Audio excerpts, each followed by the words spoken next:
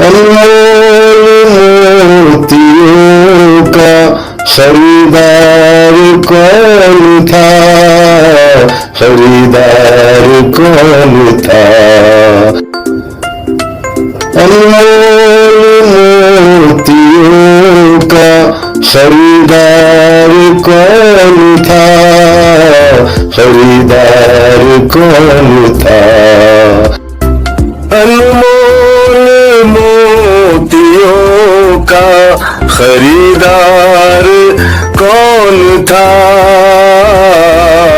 खरीदार कौन था।